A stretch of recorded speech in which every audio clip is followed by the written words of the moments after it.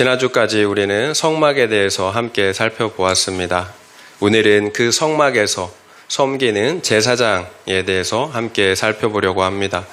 성막은 우리가 어떻게 하나님께 나아갈 수 있는지를 보여준다라고 말씀을 드렸습니다. 먼저는 번제단의 회개가 있어야 합니다. 그리고 떡상과 등잔대, 그리고 향단에서의 하나님과의 교제, 섬김, 예배가 있어야 합니다. 그와 같은 예배자가 하나님의 거룩한 지성소, 하나님의 보좌가 있는 그 지성소로 나아갈 수가 있다라는 것입니다.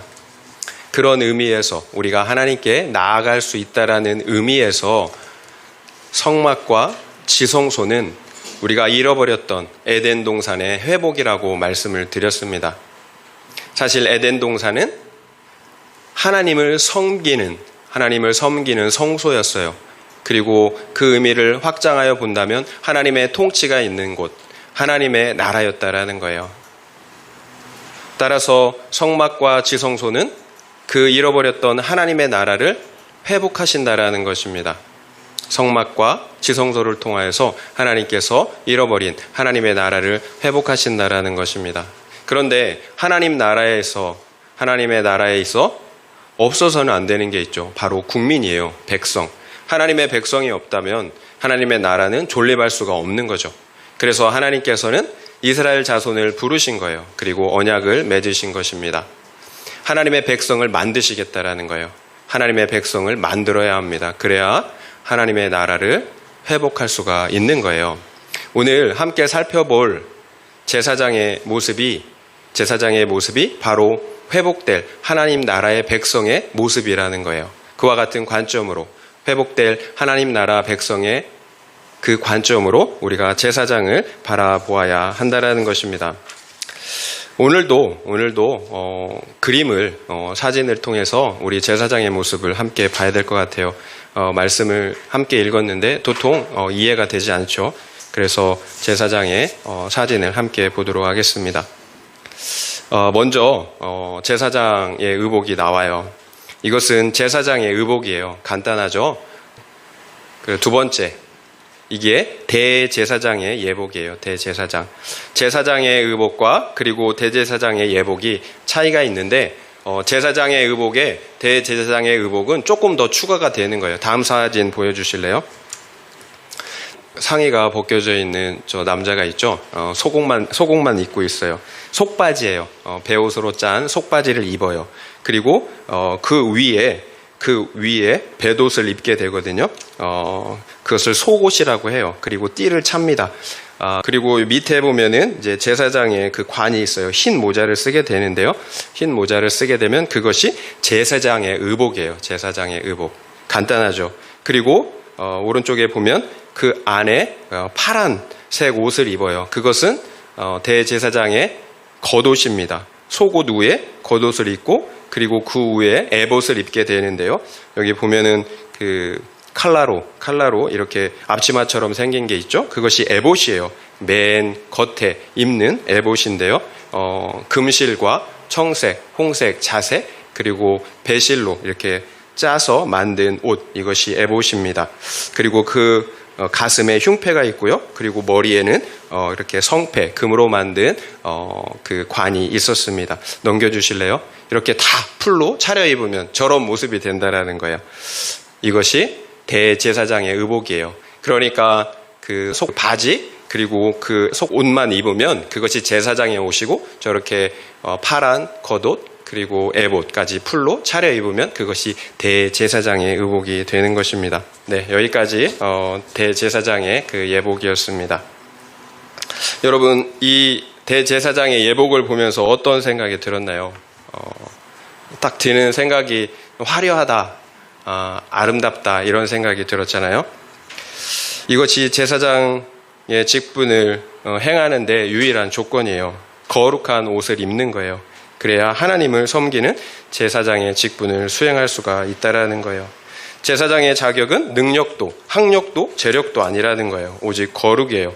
거룩의 옷을 지어 입어야 합니다. 그 사람만이 거룩한 하나님께 나아가 제사장의 임무를 수행할 수가 있었다라는 거예요. 앞서 제사장의 모습은 회복된 하나님 나라의 백성을 의미한다라고 말씀을 드렸습니다. 백성의 회복 없이는 하나님의 나라의 회복이 없다라는 거예요. 그런데 우리는 우리의 구원에 대해서 종종 오해하는 경우가 있어요. 예수님께서 나의 죄, 우리의 죄를 위해 십자가를 지셨다. 그러니 예수를 믿기만 하면 구원을 받는다. 이렇게 생각을 한다라는 거예요. 맞아요. 그러나 반만 맞는 거예요. 실제로 우리가 거룩해져야 된다라는 거예요. 우리가 보았던 사진처럼 그렇게 거룩한 모습으로 우리가 변화되어야 한다라는 것입니다. 그러니까 우리의 구원에 있어 믿음으로 받게 되는 속죄의 은혜는 하나님의 나라 백성으로 회복되는 시작에 불과하다라는 거예요. 실제로 하나님의 거룩한 백성으로 변화되어야 합니다. 그렇다면 하나님 나라의 그 회복된 그 백성의 모습은 구체적으로 어떤 모습일까요? 그 모습을 우리가 성경에서 볼 수가 있습니다. 로마서 8장 28절, 29절 말씀을 여러분에게 읽어드릴게요. 우리가 알거니와 하나님을 사랑하는 자, 곧 그의 뜻대로 부르심을 입은 자들에게는 모든 것이 합력하여 선을 이루느니라. 하나님이 미리 아신 자들을 또한 그 아들의 형상을 본받게 하기 위하여 미리 정하셨으니 이는 그로 많은 형제 중에서 맏아들이 되게 하려 하심이니라. 하나님을 사랑하는 자가 곧 하나님의 뜻대로 부르심을 받은 자들이에요. 여러분이 하나님을 사랑한다면 여러분은 하나님의 뜻대로 부르심을 입은 자들이라는 거예요.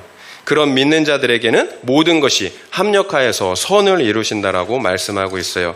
이 땅에서 이루어지는 모든 것들, 좋은 일, 나쁜 일이 다 합력하여 여러분에게 선이 된다라는 거예요. 여러분의 구원을 이루게 하신다라는 거예요. 그런데 그 구원의 모습이 구체적으로 어떤 모습이었나요? 아들의 형상, 예수의 형상을 담는 거라는 거예요. 하나님께서 우리에게 이 땅에서 허락하시는 모든 일이 하나님의 형상을 담게 하려는, 구원을 이루게 하려는 그런 하나님의 은혜의 일들이라는 거예요. 그 아들의 형상, 곧 예수의 형상을 본받는 것입니다. 우리의 구원은 단지 예수를 믿는 것으로 끝나지 않는다라는 거예요. 예수의 형상을 본받는 것까지 나아가야 된다라는 거예요. 왜냐하면 예수님은 하나님의 형상의 본체이시기 때문입니다. 결국 우리 구원의 궁극적인 목적은 잃어버린 하나님의 형상을 회복하는 것에 있습니다. 이것이 하나님께서 우리를 십자가에서 구속하신 이유예요. 범죄함으로 잃어버렸던 하나님의 형상을 회복하는 것입니다. 이것이 하나님 나라 백성의 회복이라는 거예요. 그냥 구원만 해놓고 그냥 내버려 두는 게 아니라는 거예요. 하나님의 백성이 될 수가 없잖아요. 그렇다면 우리에게 아들의 형상이 나타나지 않는다면 어떻게 된 걸까요? 뭐가 문제가 있는 거죠. 예수를 믿기 전과 믿은 후가 별 차이가 없다면, 아들의 형상이 나타나지 않는다면 문제가 있다라는 거예요. 우리의 구원은 크게 칭의와 성화의 형태로 나타나게 되어 있습니다. 믿음으로 의롭다고 여겨주시는 것을 칭의라고 했습니다. 법정적인 선포예요. 판사가 선포해 주는 거예요. 너 의롭다. 그것으로 끝나지 않는다라는 거예요. 그렇지만 실제로 의로워지는 변화, 곧 아들의 형상을 닮아가는 성화가 나타난다라는 거예요. 이렇게 우리의 구원은 칭의와 성화가 다 같이, 다 함께 동시에 나타나야 되는 것입니다. 믿음으로 의로워졌다면 반드시 그 결과로 실제 의로워져야 한다는 것입니다. 왜 그럴까요? 칭의와 성화도 동일하게 한 성령의 역사, 은혜의 역사이기 때문이에요. 우리가 그 은혜의 역사를 거부할 수가 없다라는 거예요. 구원의 역사는 우리가 이루는 게 아니에요. 하나님께서 이루시는 거예요. 그런데 그 은혜의 역사를, 성령의 역사를 우리가 거부할 수가 없어요. 그래서 거룩해지는 성화는 피할 수 없는 필연적인 것이라는 거예요. 결국 우리의 구원은 십자가의 구속, 곧 칭의로 시작하지만 잃어버렸던 하나님의 형상을 회복하는 성화로 완성된다라는 것입니다. 십자가의 복음은 그 믿는 자를 구원하는 능력, 변화시키는 능력이 있다라는 사실을 우리가 잊지 말아야 합니다. 그러니까 변화가 없다면 그 믿음은 문제가 있는 거예요. 그렇다면 어떻게 하나님의 형상을 회복할 수가 있을까요? 어떻게 우리가 거룩해질 수가 있느냐라는 거예요. 앞서 제사장이 되기 위해서는 어떻게 했습니까? 아름다운 옷을 지어 입어야 했습니다. 계시록 19장 7절 8절 말씀을 여러분에게 읽어드릴게요. 우리가 즐거워하고 크게 기뻐하며 그에게 영광을 돌리세. 어린 양의 혼인 기약이 이르렀고 그의 아내가 자신을 준비하였으므로 그에게 빛나고 깨끗한 세마포 옷을 입도록 허락하셨으니 이 세마포 옷은 성도들의 옳은 행실이로다 하더라. 마지막 날 어린 양의 혼인 잔치가 이르렀습니다. 그리고 그 어린 양의 신부가 자신을 잘 준비하였기 때문에 빛나고 깨끗한 세마포 옷을 입도록 허락하셨습니다. 그런데 그 세마포 옷은 성도들의 옳은 행실이라고 말씀하고 있다는 것입니다. 여러분 놀랍지 않나요? 신부가 준비한 세마포 옷이 예수의 공로가 아니라는 거예요. 성도들의 옳은 행실이라는 것입니다. 여러분 살짝 헷갈리시죠? 그렇다면 성도들이 믿음이 아니라 그들의 행함으로 구원받는다라는 것인가? 이렇게 살짝 헷갈린다라는 거예요. 오해하면 안 돼요. 행함으로 구원받는 거 아니에요. 오직 십자가의 구속의 은혜로만, 믿음으로만 구원을 받습니다. 여기에서의 옳은 행실은 어린 양의 피 흘림, 곧 속죄 위에서 행한 행위예요. 속죄 위에서 행한 우리의 행위라는 거예요. 어린 양의 속죄 없이는 우리의 어떠한 선행도 공로도 의롭다라고 할 수가 없습니다. 왜냐하면 하나님을 떠난 어떠한 선행과 공로도 자기의 자기 자랑에 지나지 않기 때문이에요. 결국 우리의 행실이 깨끗한 세마포 옷이 될 수 있는 이유는 예수의 피로 속죄함을 받았기 때문입니다. 그리고 두 번째, 성령의 통치를 따라 우리가 행할 수가 있게 되었기 때문입니다. 말씀드린 것처럼 이 세마포 옷은 칭의 위에 세워진 성화예요, 성화. 그래서 우리의 행실이 깨끗한 세마포 옷이 될 수가 있는 것입니다. 하나님의 은혜가 반드시 전제돼야 한다라는 거예요. 첫째는 속죄의 은혜, 두 번째는 성령의 은혜. 이렇게 은혜를 믿고 따라 살 때 우리 행실이, 옳은 행실이, 하나님께서 받으실 수 있는 옳은 행실이 될 수가 있다라는 것입니다. 오직 은혜로만 거룩해질 수가 있습니다. 그러나 우리의 믿음의 선택 역시 중요합니다. 그 믿음의 선택이 말씀을 순종하는 행위로 나타나야 한다라는 거예요. 하나님은 우리에게 자유의지를 주셨어요. 그런데 그 자유의지가 은혜를 통해서 작동하게 된다라는 것입니다. 나와 우리가 아니라 하나님의 관점에서 하나님의 나라를 한번 생각해 보면 좋을 것 같습니다. 하나님이 보실 때 아담의 문제는 불순종이었어요. 하나님의 말씀에 순종하지 않는 것이었습니다. 그러면 하나님의 나라는 곧 무너지고 마는 거예요. 백성들이 왕의 말씀을 듣지 않는데 어떻게 그 나라가 존립할 수가 있겠습니까? 그렇다면 하나님의 목적은 하나님의 말씀에 순종하는 백성을 만드는 거예요. 그래서 아브라함을 부르시고 언약을 맺으신 것입니다. 그리고 이스라엘 자손을 부르시고 또 언약을 맺으신 것입니다. 그런 백성을 만들기 위해서 너희가 내 말을 잘 듣고 지켜야 한다라는 거예요. 이것이 거룩입니다. 거룩은 다른 것이 아닙니다. 말씀을 따라 사는 것입니다. 결국 말씀을 따라 사는 사람이 하나님의 형상을 가진 사람이라는 거예요. 여러분 예수님을 한번 보세요. 예수님은 하나님의 형상의 본체예요. 예수님은 줄곧 하나님의 말씀에 순종하셨습니다. 죽기까지, 십자가를 지시기까지 하나님의 말씀에 순종했다라는 것입니다. 결국 거룩을 이룬다라는 것은, 하나님의 백성이 된다라는 것은 그런 예수님을 닮아가는 것입니다. 예수님의 형상을 닮아가는 것입니다. 그런데 말씀을 따라 사는 것이 쉽습니까? 안 되잖아요. 그래서 하나님께서 우리에게 은혜를 베풀어 주신 것입니다. 내 힘으로 안 되니까 우리에게 속죄의 은혜를 베풀어 주셨고 또 그 결과로 성령을 보내주셔서 성령을 따라 살게 해 주신 것입니다. 내 힘으로 안 되니까 은혜로 살라고 속죄와 성령의 은혜를 힘입어 말씀을 순종할 수 있게 해 주셨다라는 것입니다. 그렇다면 우리가 그와 같은 은혜를 받은 결과 우리가 어떻게 변화되었습니까? 첫째로 속죄의 결과 성령으로 우리가 거듭났습니다. 죽어있던 우리의 영혼이 살아났다라는 것입니다. 성령은 이런 거듭남을 새 창조라고 하십니다. 존재론적으로 새로운 피조물이 되었다라는 것입니다. 그래서 거듭남이 너무 중요한 거예요. 거듭남 없이는 어떤 구원의 은혜도 나와는 상관이 없다라는 것입니다. 생명이 탄생해야 하는 거예요. 제가 가끔 말씀드리잖아요. 무정란은 생명이 없어요. 똑같이 생겼어도 유정란이 되는 거예요. 거듭났다라는 건 예수의 생명이 그 안에 탄생했다라는 거예요. 그래서 주님은 물과 성령으로 나지 아니하면 결단코 하나님의 나라에 들어갈 수가 없다라고 말씀하신 것입니다. 그래서 우리의 거듭남을 여러분 확인하셔야 합니다. 확신하시기 전에 나의 거듭남을 확인해야 합니다. 이렇게 제사장은 먼저 성령으로 거듭난 사람입니다. 두 번째로 이제 그런 사람은 거듭난 사람은 성령을 따라 살 수가 있습니다. 과거에 우리는 오직 육신을 따라 살아야 했습니다.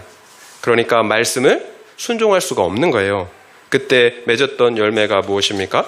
바울의 말처럼 정욕과 음란, 탐심과 살인, 분쟁과 미움과 같은 죄의 열매들, 사망의 열매들을 맺었다라는 것입니다. 아무리 죄를 끊어내고 또 말씀을 순종하고 싶어도 안 되는 거예요. 본성이 안 되는 거예요. 그러나 이제는 내 안에 계신 성령을 따라 살 수가 있게 되었습니다. 그러면 죄를 이기고 말씀을 순종할 수가 있습니다. 성경은 뭐라고 하십니까? 육신대로 살면 반드시 죽을 것이로되 영으로서 몸의 행실을 죽이면 살리라.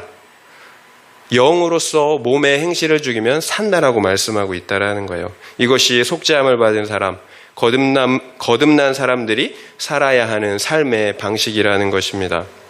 반드시 성령의 은혜를 따라야 살 수가 있어요. 그래야 말씀에 순종할 수가 있다라는 것입니다.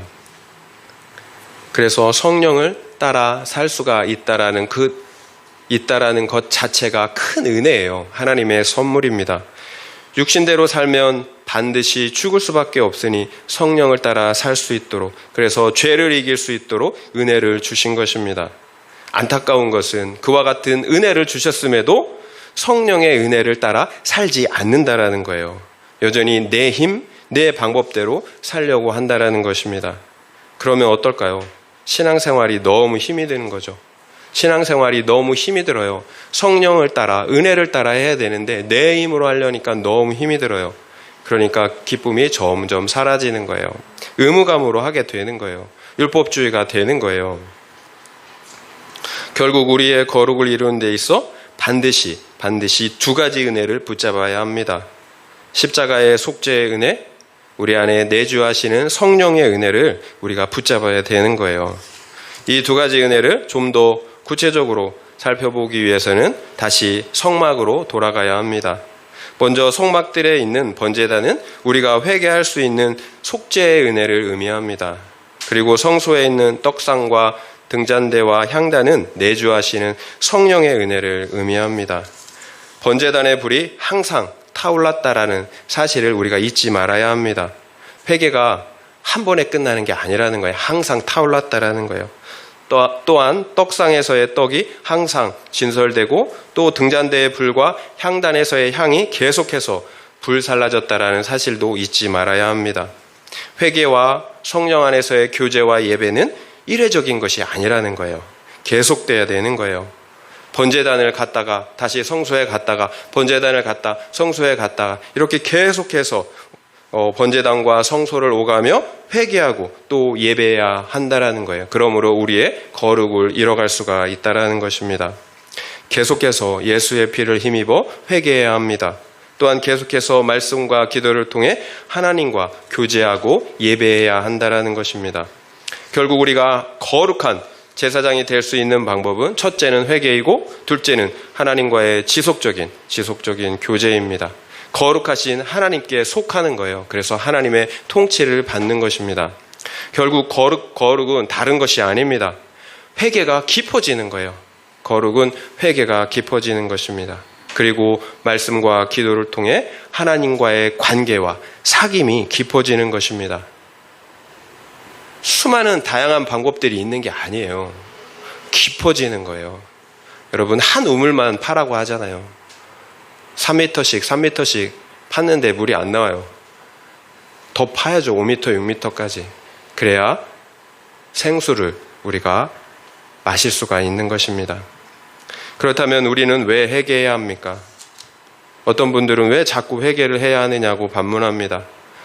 예수의 피로 이미 속죄함을 받았고 구원받았는데 왜 자꾸 회개하느냐라고 이야기를 한다라는 거예요. 여러분의 모습과 여러분이 닮아야 하는 예수님의 모습을 한번 비교해 보세요. 얼마나 큰 차이가 납니까? 그런데 하나님은 우리를 그 예수님을 닮도록 우리를 구원하셨다라는 거예요. 여러분, 그 사실을 잊지 말아야 합니다. 예수님을 닮도록 우리를 부르셨다라는 거예요. 예수님과 나와 차이가 나면 날수록 그 차이만큼이 우리의 죄라는 거예요. 문제는 회개 없이는 그 죄들이 해결되지 않는다라는 거예요. 그 죄가 십자가에 못 박히지 않고서는 결코 그 죄가 해결되지 않는다라는 것입니다. 왜 우리가 동일한 죄에 계속해서 반복해서 넘어지겠습니까? 반복해서 넘어지는 이유는 진실한 회개가 없었기 때문이에요. 십자가에서 내 죄와 자아가 죽는 그런 회개가 없었기 때문입니다. 그래서 회개를 계속 강조하는 것입니다. 그 열매를 볼 때 회개를 건너뛴 사람들이 너무나 많기 때문입니다. 내 죄가 너무 미워서 내 죄 때문에 하나님께서 고난당하신 것이 너무 죄송해서 애통했던 기억이 여러분 있습니까? 내 죄 때문에 가슴을 찢고 애통해했던 적이 있었느냐라는 거예요. 그 사람만이 이제 죄를 미워할 수가 있어요. 그런 사람만이 말씀으로 돌이킬 수가 있다라는 것입니다. 제가 과거에 세상에서 술도 먹고 좀 방탕하게 살았을 때요, 술 끊는 게 너무 힘들었어요. 그런데 그 술 끊는 것이 매번 하나님 안 먹을게요, 안 먹을게요, 안 먹을게요, 매번 이렇게 하나님께 고백했는데 사람들과 만나면 언제 그렇게 내가 고백했느냐, 다시 옛날로 돌아가는 거예요. 한 잔 먹는 게 힘들지 한 잔 먹으면 그 다음부터 우리가 쭉 술 먹는 게 달려요. 그때 제가 정말 울면서 기도했어요. 울음이 나오더라고요. 하나님, 정말 끊고 싶어요. 근데 제 힘으로는 안 돼요. 이렇게 기도했을 때 그 술자리에서 정말 술 먹고 싶지 않는, 그리고 사람들도 권하지 않는 그런 은혜를 주시더라고요. 이게 성령을 의지하는 거예요. 은혜를 의지하는 것입니다. 내 힘으로 안 돼요. 그러니까 나에게 주신 그 성령을 의지하는 것입니다. 이것이 회개예요, 회개. 울면서, 애통하면서 그 죄를 이기게 해달라고, 끊게 해달라고 하나님께 간구하는 것, 이것이 회개입니다. 회개할 때 성령께서 역사하십니다. 그래서 우리가 회개해야 하는 거예요. 회개할 때, 진정한 회개가 있을 때 내가 할 수 없는 그것을 성령께서 해 주시기 때문입니다. 저는 그런 회개를 했습니다. 그럼에도 제가 보니까 제 죄가 끝이 없는 거예요. 결국 회개도 끝이 없는 것입니다. 여러분도 그렇지 않습니까? 회개했는데 그럼에도 그 안에서 죄가 끝이 없다라는 거예요. 성경은 만물보다 심히 부패한 것이 사람의 마음이라고 하였습니다. 이 세상의 어떤 것보다 심히 부패한 것이 사람의 마음이라는 거예요. 결국 우리가 죄가 없다고 말한다면 하나님을 거짓말하는 자로 만드는 거예요. 하나님은 만물보다 심히 부패한 것이 우리의 마음이라고 하는데 우리는 죄가 없다라고 한다면 하나님을 거짓말하는 자로 만드는 거죠. 결국 거룩과 구원의 길은 계속해서 말씀의 기준을 가지고 내 죄를 보고 회개하는 것밖에는 다른 길이 없습니다. 이것이 하나님의 형상을 닮아가는 길입니다. 제가 계속해서 말씀드리지만 회개할 수 있다는 것이 은혜입니다. 세상 사람들은 죄가 드러나면 수치스러워서 또 괴로워서 죽습니다. 해결할 길이 없어 자살하는 분도 있다는 거예요. 그 죄를 해결할 수가 없어요. 그러나 우리 믿음의 사람들은 그 죄로 인하여 괴롭지만 더 크게 기뻐할 수가 있습니다. 왜냐하면 회개를 통해 그 죄의 문제를 해결하고 더 거룩해질 수가 있기 때문입니다. 죄에 대해서 죽고 예수의 풍성한 부활의 생명으로 다시 살 수가 있기 때문입니다. 이것이 거룩한 옷, 세마포 옷을 입는 믿음의 행위입니다. 적용 질문을 드릴게요. 내 죄가 보이고 그 죄가 인정이 되십니까? 그래서 애통하는 회개가 되십니까? 한번 생각해 보시기 바랍니다. 내 죄가 보이고 그 죄가 인정이 되십니까? 그래서 애통하는 회개가 되십니까? 한번 생각해 보시기 바랍니다. 출애굽기 19장 5절부터 6절 말씀을 읽어드릴게요. 세계가 다 내게 속하였나니 너희가 내 말을 잘 듣고 내 언약을 지키면 너희는 모든 민족 중에서 내 소유가 되겠고 너희가 내게 대하여 제사장 나라가 되며 거룩한 백성이 되리라. 너는 이 말을 이스라엘 자손에게 전할지니라. 하나님께서 이스라엘 자손과 처음 언약을 맺을 때의 그 언약의 내용이었어요. 너희가 내 말을 잘 듣고 지키면 제사장 나라가 된다라는 거예요. 제사장 나라. 베드로전서 신약 2장 9절도 읽어드릴게요. 베드로전서 2장 9절. 그러나 너희는 택하신 족속이요 왕 같은 제사장들이요 거룩한 나라요 그의 소유가 된 백성이니 이는 너희를 어두운 데서 불러내어 그의 기이한 빛에 들어가게 하신 이의 아름다운 덕을 선포하게 하려 하심이라. 신약에 와서는 너희는 왕 같은 제사장이라고 말씀하고 계십니다. 구약에서는 제사장 나라, 신약에서는 왕 같은 제사장이라고 말씀하고 있다라는 거예요. 구약과 신약의 공통점, 그것은 하나님께서 우리를 제사장으로, 왕 같은 제사장으로 부르셨다라는 것입니다. 그렇다면 제사장의 사명이 무엇입니까? 하나님을 섬기는 것입니다. 이스라엘 자손을 대신해서 또 이스라엘 자손을 위해서 하나님께 나아가는 사람, 하나님께 제사하는 사람입니다. 결국 제사장의 사명은 이스라엘 자손을 하나님께로 인도하는 사람입니다. 이것이 제사장의 정체성이에요. 우리가 이 정체성을 잊지 말아야 합니다. 하나님께서 우리를 부르신 목적은 나의 구원만을, 나의 행복만을 위한 것이 아니라는 것입니다. 이제 구원받았으니까 내 마음대로 살자가 아닙니다. 이 타락한 세상에서 제사장 나라로 믿지 않는 이방인들을 하나님께로 돌아오게 하는, 인도하는 사명이 있는 사람들입니다. 그렇다면 이후로 이스라엘 자손들은 가나안 땅에 들어가서 제사장 나라의 그 사명을 잘 감당했나요? 우리가 다 아는 것처럼 아닙니다. 북이스라엘은 BC 722년에 아수르에게 멸망당했습니다. 그리고 남유다는 BC 586년에 완전히 멸망하고 말았습니다. 이스라엘 자손은 제사장 나라로서의 사명을 감당하기는커녕 자신의 구원조차 이루지 못했다라는 것입니다. 왜 그렇습니까? 제사장으로서의 사명을 망각하고 살았기 때문입니다. 자신의 거룩과 구원을 그래서 이루지 못한 것입니다. 우리를 구원하셔서 왕 같은 제사장으로 삼은 이유가 무엇이겠습니까? 우리를 어두움에서 불러내어 그의 기이한 빛에 들어가게 하신 이의 아름다운 덕을 선포하게 하려는 것이라고 말씀하고 있습니다. 우리는 어둠에 있었습니다. 죄와 사망 가운데 있었습니다. 그런 우리를 기이한 빛, 생명의 빛으로 들어가게 하셨습니다. 그 이유는 그 구원의 일을 행하신 그 하나님의 덕과 영광, 그 생명의 복음을 선포하게 하시려는 것이라는 것입니다. 제가 계속 말씀드리지만 생명은 또 다른 생명을 낳게 되어 있습니다. 생명을 낳지 못하는 이유는 우리에게 생명이 없기 때문입니다. 아니면 그 생명이 희미하기 때문입니다. 결국 내게 없는 생명을 나눠줄 수는 없는 거예요. 그러니까 내가 확신하지 못하는 복음과 구원을 전할 수가 없다라는 것입니다. 그래서 저 같은 경우에는 기도합니다. 말씀을 더 깊게 묵상합니다. 다른 사람을 위한 게 아니에요. 나를 위한 기도, 나를 위한 묵상입니다. 내 안에 구원의 확신과 기쁨을 회복해야 하기 때문입니다. 그렇지 않으면 내가 너무 힘이 든 거예요. 구원의 확신 없이 사역하는 것이 너무 힘이 든다라는 거예요. 그러나 기도하면 성령 충만의 은혜를 회복해 주십니다. 그러면 제 안에 구원의 감격과 기쁨이 회복됩니다. 그리고 복음의 열정을 새롭게 회복시켜 주십니다. 하나님의 마음을 부어 주신다라는 거예요. 긍휼의 마음을 주신다라는 거예요.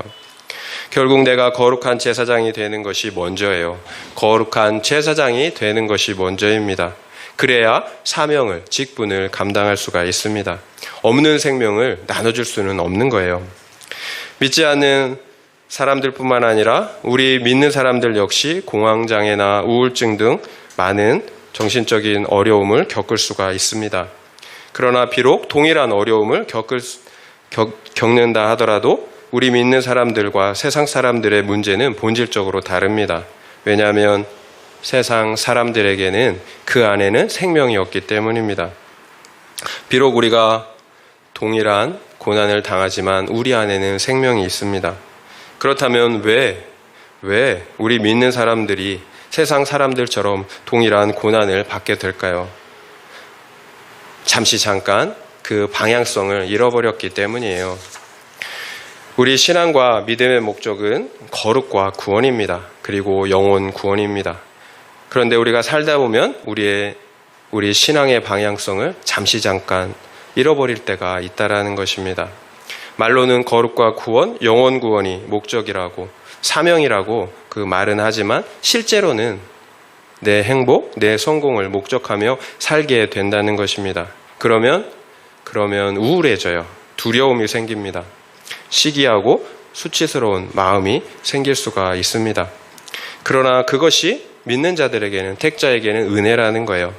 그래야 회개하고 돌이킬 수가 있기 때문입니다. 세상 사람들에게는 단지 멸망의 사건이겠지만 택자에게만큼은 회개할 수 있는 구원의 사건이 된다는 것입니다. 잘못된 내 삶의 방향성을 돌이킬 수가 있다라는 거예요. 제가 그렇습니다. 제가 설교를 그럴듯하게 한다고 제가 그 설교대로 믿고 사는 것은 아닙니다. 제가 다 압니다. 저는 아직 그런 사람이 아닙니다. 그렇게 살려고 그 방향으로 나아가고 있을 뿐입니다. 제가 유튜브에 설교를 올리잖아요. 그런데 조회수가 많은 목사님들의 그 설교를 들으면서 비교하는 마음이 드는 거예요. 시기하는 마음이 들었다라는 거예요. 반면에 초라한 제 설교의 조회수를 보면서 스스로 작아지는 거죠. 시기하는 마음, 그러면서도 창피한 마음, 나를 보면서 솔직히 그런 나를 보면서 힘들었다는 것입니다. 내가 이런 사람이구나, 이것밖에 안 되는구나를 보았다는 거예요. 말로는 거룩이 우리의 성공보다, 그리고 우리의 사역의 사이즈보다 중요하다고 해놓고 나는 그러질 못하는 거예요. 주님의 말씀과 나의 실제의 모습이 이렇게 크게 차이가 나는 것입니다. 결국 내 안에 올라오는 그 시기와 수치의 감정을 보면서 말씀의 기준으로 저의 죄를 볼 수가 있었습니다. 만약 제가 사역을 하는데 사람들이 구름대처럼 몰려와요. 그리고 제가 설교를 올려놨는데 이렇게 수십만 이렇게 사람들이 봐요. 그럼 제가 얼마나 교만했겠습니까? 또 그러면 제 마음에 그 거짓된 동기들, 그 목적을 어떻게 볼 수가 있었겠느냐라는 거예요. 저는 계속해서 스스로에게 속고 또 다른 사람을 속이며 사역을 했을 것입니다. 내 사역의 목적은 한 영혼의 구원이라고, 또한 그러므로 하나님의 영광이 되는 것이라고 이렇게 말을 하면서도 실제로는 나 자신을 증명하기 위해서, 내 자랑, 내 영광을 위해서 사역할 수밖에 없었다는 것입니다. 결국 나의 거룩과 구원은 이루지 못한 채 내 사역을 끝내고 말았을 것입니다. 여러분 두렵지 않습니까? 두렵지 않나요? 평생의 수고와 사역이 나를 위한 것이었다라는 거예요. 열심히 사역을 했지만 하나님과는 전혀 상관이 없었다는 것입니다. 그럴 수 있습니다. 내가 전한 복음으로 누군가 살릴 수 있어요. 그런데 정작 나는 구원받지 못할 수가 있다는 것입니다. 가룟 유다가 그렇습니다. 가룟 유다는 예수님의 수제자, 12제자 중에 한 명이었어요. 그는 직장을 버리고 예수님을 따랐습니다. 열심히 복음을 전했습니다. 예수님의 이름으로 병자도 치유하고 사람들을 해방시켰습니다. 그러나 그는 지금 지옥에 있습니다. 선교사, 목사, 장로직분이 중요하지가 않습니다. 사역이 중요하지 않습니다. 사역보다 더 중요한 것은 거룩입니다. 솔직히 지금은 내 마음의 교만을 보고 회개할 수 있음에 감사합니다. 내가 어떤 죄인이라는 사실을 볼 수 있음에 감사합니다. 이제는 예수의 십자가의 구속의 은혜와 성령의 은혜를 더욱 의지할 수밖에 없게 되었기 때문입니다. 교회가 크든지 작든지 말씀드린 것처럼 그것이 중요하지가 않습니다. 오직 우리에게 보내주신 그 영혼들을 살릴 수 있는지, 그 영혼들을 살릴 수 있는 영적인 실력이 있는지, 그것이 중요하다라는 거예요. 크고 작은 게 중요하지 않습니다. 살리지 못한다면, 하나님이 우리에게 주신 영혼들을 살리지 못한다면 그것이 무슨 의미가 있겠습니까? 작아도 영혼을 살린다면 그것이 사명을 감당하는 것입니다. 그래서 거룩이 능력입니다. 우리의 달란트가 능력이 아니라 거룩이 능력입니다. 적용 질문을 드리겠습니다. 나는 믿지 않는 가족, 친족, 동료들을 하나님께로 인도하는 거룩한 제사장입니까? 아니면 믿지 않는 가족들의 삶에 동화되어 가고 있습니까? 한번 생각해 보시기 바랍니다. 나는 믿지 않는 가족, 친족, 동료들을 하나님께로 인도하는 거룩한 제사장입니까? 아니면 믿지 않는 가족들의 삶에 동화되어 가고 있습니까? 한번 생각해 보시기 바랍니다. 이번 주가 추석 명절 기간입니다. 오랜만에 가족들과 또 친지들을 만나게 될 것입니다. 여러분, 세상에서 성공한 얘기, 정치 얘기, 돈 얘기, 집 얘기, 이런 얘기들 그만하시고 내 죄를 고백하며 또 예수를 믿어 생명을 얻고 누리게 된 그 구속사의 복음을 나누는 그런 시간이 되시길 바랍니다. 그래서 나를 통해 예수의 복음과 생명이 흘러가는 복된 명절이 되시길 바랍니다. 이것이 제사장의 사명을 감당하는 것입니다. 이것이 예수님의 형상을 보여주는 것입니다. 앞서 말씀드린 것처럼 성막은 잃어버린 에덴 동산, 하나님의 나라의 회복을 의미합니다. 그러나 백성의 회복 없이는 그 나라의 회복도 없습니다. 내가 회복된 하나님 나라의 백성, 거룩한 제사장이 되어야 합니다. 거룩한 옷을 지어서 입어야 합니다. 말씀에 순종하는 백성이 되어야 합니다. 하나님의 형상을 회복해야 합니다. 다 같은 말이에요. 다 같은 말. 그렇다면 어떻게 하나님의 형상을 회복할 수가 있었습니까? 첫째는 회개입니다. 두 번째는 말씀과 기도로 성령을 따라 사는 것입니다. 첫째는 회개입니다. 두 번째는 성령을 따라 사는 것입니다. 결국 은혜 없이는 불가능합니다. 은혜 없이는 불가능합니다. 오직 은혜를 따라, 은혜를 힘입어 하나님의 형상을 회복하는 우리가 되었으면 좋겠습니다. 그러므로 나의 거룩과 구원을 이룰 뿐만 아니라 영원 구원의 사명을 감당하는 우리 모두가 되시기를 예수님의 이름으로 축원드립니다.